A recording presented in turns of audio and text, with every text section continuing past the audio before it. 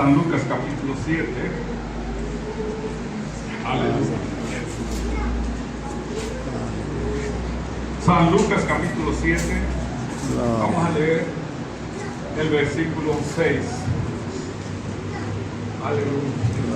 Con esta lectura, hermanitos amados, queremos estar honrando al Padre, al Hijo y al Espíritu Santo, y así lo hacemos, ¿verdad que sí, hermanos? A ver, digan sí o no. Aleluya, gloria a Dios. Bueno, es San Lucas capítulo 7, Evangelio según San Lucas capítulo 7, versículo 6. Amén. Gloria a Dios. Vamos a leer juntos este versículo de la palabra de nuestro Dios y dice así: y Jesús fue con ellos. ¿Ya lo tienen, hermanos? Le voy a suplicar otra vez, lean conmigo, vamos a unirnos en esta lectura en voz alta. Y Jesús fue con ellos, pero cuando ya no estaban lejos de la casa, el centurión envió a algunos amigos diciendo: Señor, no te molestes, pues no soy digno de que entres bajo mi techo. 7. Por lo que ni aún me tuve por digno de venir aquí, pero di la palabra y mi siervo será sano. Gloria a Dios. Pueden sentarse, hermanitos amados.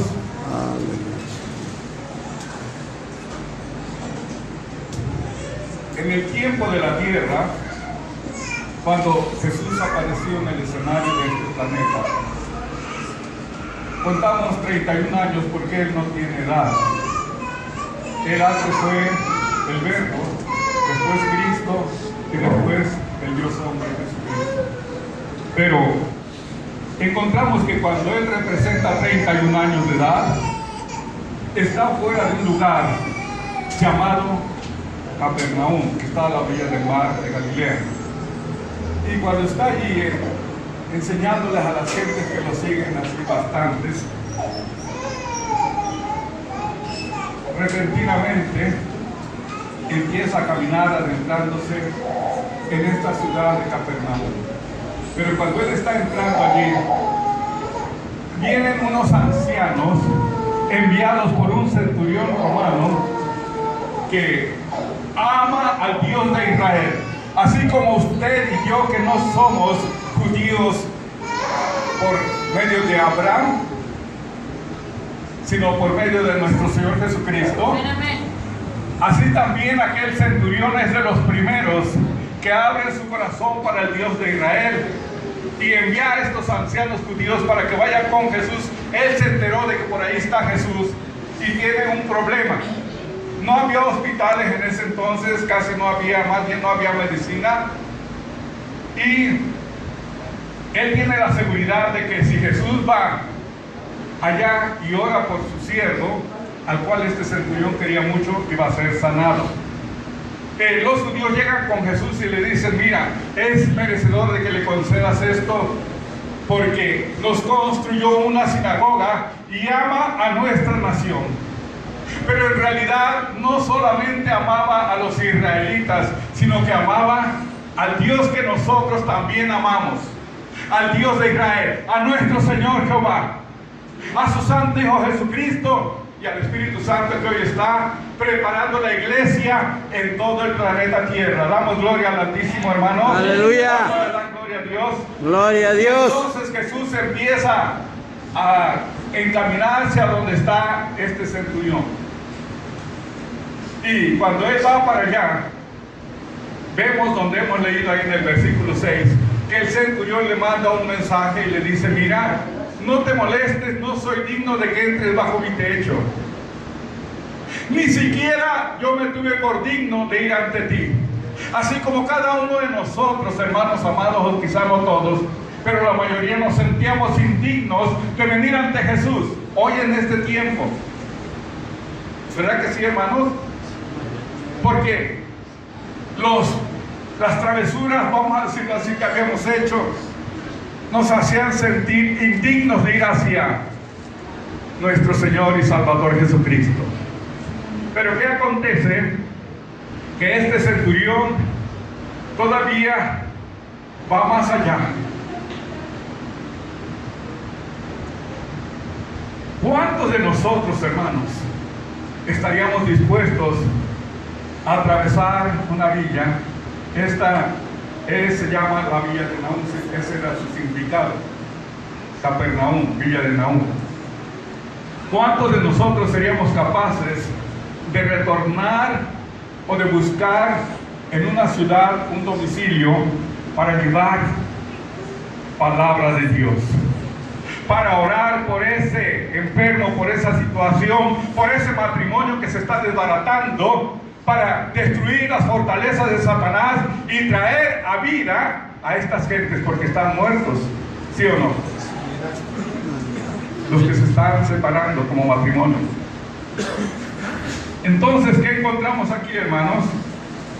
Que el centurión le manda a decir: mira, no es necesario que te canses caminando para venir hasta mi casa, pero yo creo que si tú dices la palabra, tan solo di la palabra y mi siervo será sano. Aleluya. ¿Y qué ocurrió, hermanos? ¿Sí se acuerdan? ¿Ya leído ese pasaje? Gloria a Dios. ¿Qué ocurrió, hermanitos? Pues sano. Ocurrió que Recibió la sanidad. aquel siervo, Recibió la sanidad. sí, fue sanado. Amén. Entonces, mis hermanitos amados, ¿qué acontece con todo esto que estamos escuchando? Que ya desde esos tiempos y en ese lugar, alguien que no era judío, que no era israelita, que no era Abirú, que no era de la descendencia de Abraham, está adelantándose a aquellos a los cuales Dios había escogido para establecer en ellos, según Éxodo, un reino de sacerdotes y de gente santa. Y cuando Jesús escucha estas palabras que le envía el centurión por medio de unos amigos, dice a los que le seguían: os digo que ni aún en Israel he hallado tanta fe. Nos precedió a nosotros, los que hoy también estamos viviendo, hermanos, ¿cómo? Por medio de la fe, ¿verdad? Damos gloria a Dios. Aleluya, gloria a Dios. Pero después de esto, hermanos, después de este acontecimiento, de este milagro, resulta que Jesús decide caminar desde Capernaum hasta Naín. Son 35 kilómetros, hermanos. Hagan de cuenta que ustedes van de aquí a Zapopan y regresan a pie. Gloria a Dios. No lleva un caballo, ni siquiera un burrito para montar. Y le seguían, no todos sus apóstoles, pero sí muchos de ellos. Y gente de Capernaum iba caminando. ¿Por qué? Porque en el trayecto, en esos 35 kilómetros, imagínense cuánto Jesús les compartió de la verdad que ahora también nos comparte a nosotros a través de su palabra. ¿Se pueden imaginar, hermanos? Naín es un hebraísmo, era un pueblo pequeño, no muy grande en la aldea, en la ladera de una montaña llamada Pequeño Hermón. Naín significa agradable, deleitoso, y está a 8 kilómetros de Jezreel y a 9 kilómetros de Nazaret. Vamos a meditar más sobre este lugar, hermanos, a donde Jesús se encamina. Desde Naín se puede ver el monte Carmelo, el monte Tabor, las alturas del monte Gilboa y los terrenos elevados de Samaria.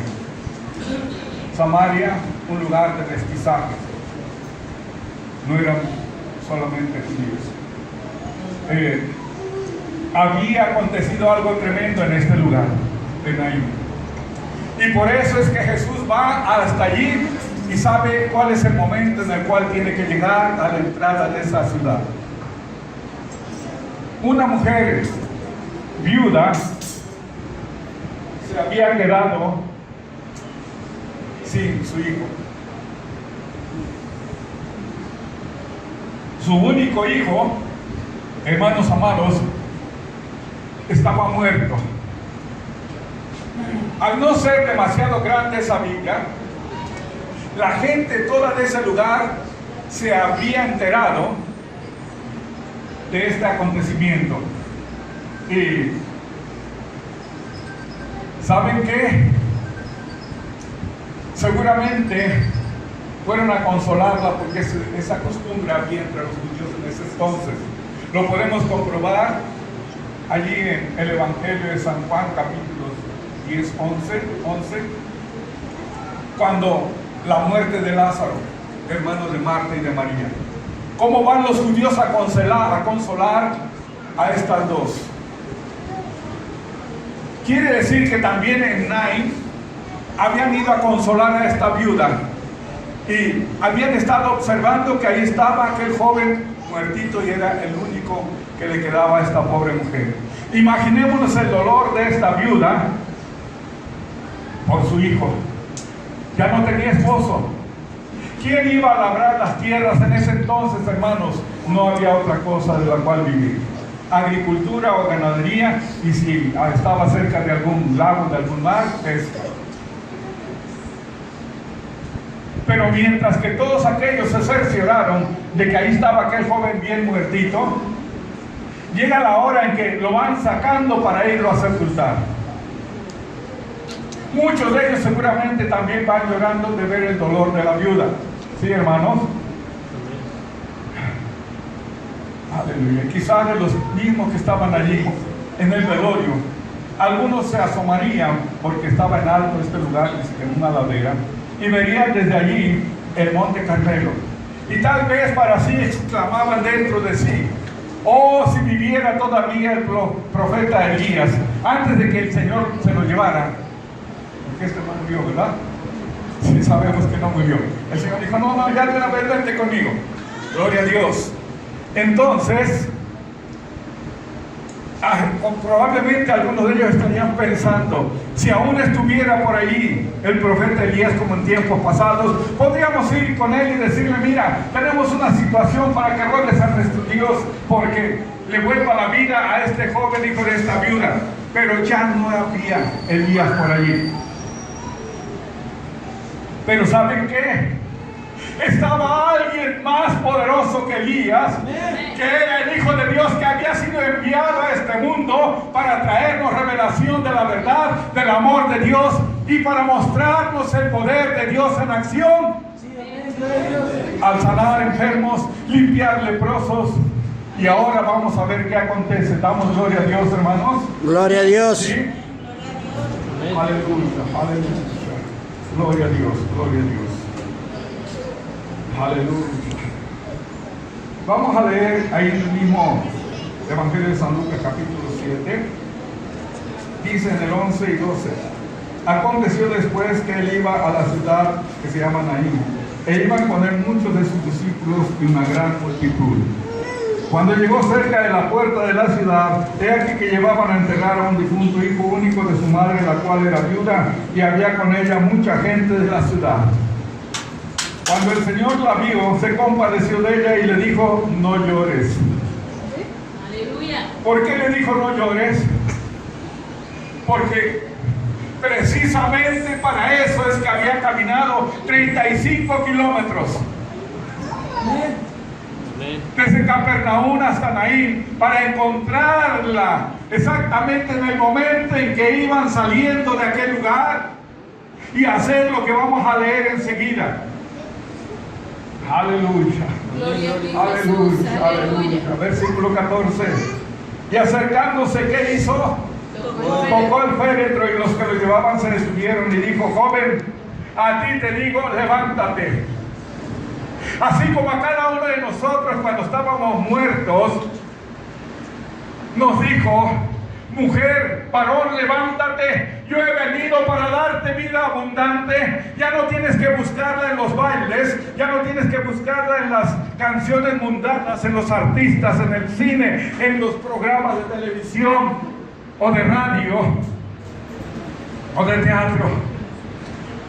Varón, mujer, yo vengo para levantarte. Amén. Esto ha dicho el Señor por medio de su Espíritu Santo, y ahora nos complace grandemente cuando nos ponemos en oración, esto es, en comunicación con nuestro Dios, y empezamos a sentir su presencia en nosotros. Aleluya. Aleluya. Gloria Hizo a el Dios. Señor una transformación, hizo un cambio en nuestras vidas, pues nos trasladó del reino de muerte al reino de vida de su santo Hijo Jesucristo. Damos gloria a Dios. Amén, gloria a Dios. ¿Y qué aconteció con este joven? Aleluya. Versículo 15. Entonces se incorporó el que había muerto y comenzó a hablar. ¿Y lo dio a quién? Y lo dio a su madre. Podemos imaginarnos, hermano, el cambio en esta dama y en todos los que la acompañaban. Primeramente iban sufriendo por un muertito que iba a ser sepultado. Pero a partir del momento en que Jesús hace acto de presencia, cambia la situación. La muerte es echada afuera y la vida aparece nuevamente en aquel joven, como apareció en cada uno de nosotros. Aleluya. Dígale conmigo: Señor, Señor, gracias, gracias. porque hiciste que apareciera en mí la vida de tu Hijo Jesucristo y me trasladaste de ese reino de muerte, de ese reino de tinieblas, al reino de vida. Reino de vida, Señor. Gloria a Dios, gloria a Dios. El semblante de todos aquellos acompañantes de aquella viuda, hermanos, de los apóstoles que acompañaban a Jesús, de la gente del pueblo, todos aquellos hermanos se quedaron impactados. Amén. Aleluya. Dice en el versículo 16: y todos tuvieron miedo y glorificaban a Dios diciendo: un gran profeta se ha levantado entre nosotros y Dios ha visitado a su pueblo. Y se extendió la fama de él por toda Judea y por toda la región de alrededor. Jesús había caminado desde Judea al sur hasta Galilea al norte de Israel, Sí, amén. porque Israel se extendía a la orilla de ese mar. Y saben una cosa, esta noticia no solamente se extendió del norte hacia el sur, que es donde se encuentra Judá, sino que también se extendió, hermanos, hacia todos los que habitamos aquí en este continente, que ni siquiera se conocían en ese entonces. Se extendió a todo el mundo. Y usted dice: bueno, pero ¿cómo? ¿Por qué? ¿Cómo lo hizo el Señor? Es que al estar escrito aquí en su palabra, este acontecimiento, hoy en día, donde quiera que sea leída esta palabra y esta porción de ella, hermanos, se conoce este grande y maravilloso milagro que el Hijo de Dios realizó. ¿Para qué? Para que la gente se enterase, como nosotros también lo hemos hecho, de que había aparecido el ungido del Señor, el que la nación de Israel había esperado durante tantos siglos, y que cuando aparece en el escenario caminando por mucho tiempo en sus tierras, lo rechazan en su gran mayoría los judíos. Pero cuando llegó a nosotros el mensaje, a nuestro corazón, dijimos: sí, Señor, yo quiero ser de los tuyos. Yo he creído que el Hijo de Dios ha venido al mundo para dar vida. Gloria al Altísimo. Gloria a su bendito nombre. Aleluya, gloria a Dios, aleluya. Aleluya, gloria al Altísimo. Gloria a Jesús. Aleluya, aleluya, gloria a Dios. Entonces, hermanos, ahora vamos a pensar en lo siguiente. Aquel centurión, a cuyo siervo Dios había vuelto a través de su Hijo Jesucristo a la vida, tenía 100 soldados ahí en Capernaum. Ese era su ejército de él. Pero más adelante, cuando le dan la orden de que tiene que ejecutar al ungido del Señor, es probablemente que cuando el gobernador romano dio esta orden, probablemente a él le tocara cumplirla.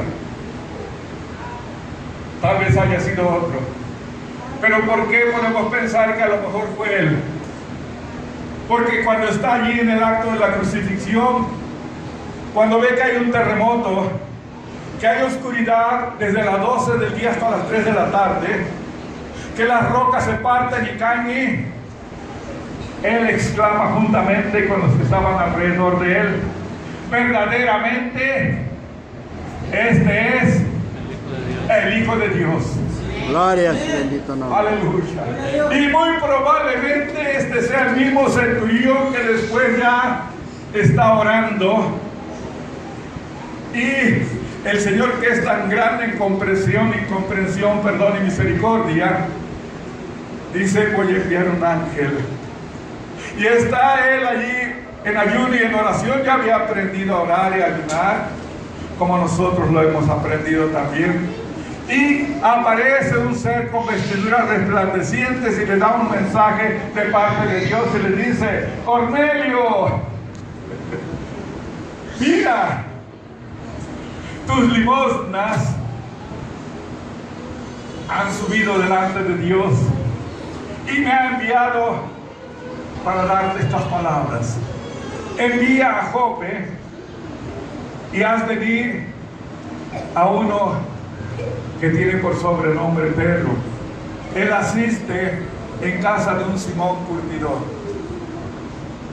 Y envía a Cornelio 2 soldados suyos que lo estimaban mucho y a un siervo. Quién sabe si haya sido el mismo siervo que al cual Jesús sanó, pero vamos para allá. Y antes de que llegue, Dios tiene que preparar a Pedro y a los judíos que iban con él. Le muestra un lienzo que desciende del cielo con muchos animales que para los judíos en ese tiempo no debían comer. Animales como caballos, burros, elefantes, puercos, somormucos, sopilotes, cóndor y toda clase de ave que no debían comer, hermanos. Y oye una voz, Pedro, que le dice: Pedro, mata y come. Y él dice: no, Señor, porque jamás ha entrado cosa inmunda en mi boca. Ustedes saben que hoy en día, si invitamos a un judío a comer a nuestra casa y es un judío no cristiano,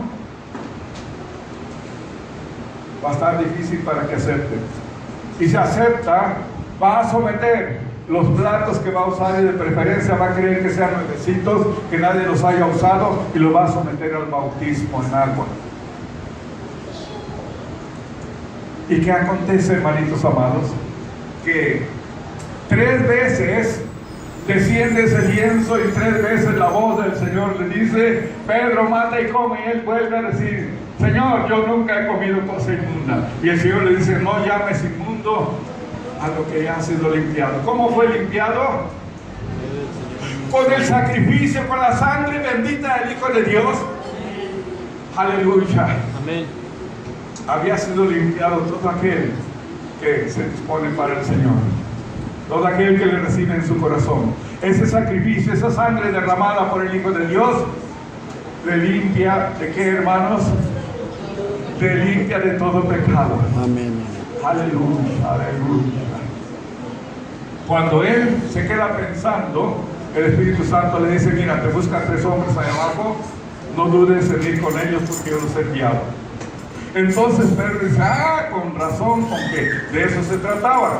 Y ya baja, abre la puerta y los pasa rápido porque no quiere que alguien los vea que está metiendo allí a ese lugar a unos que no son judíos.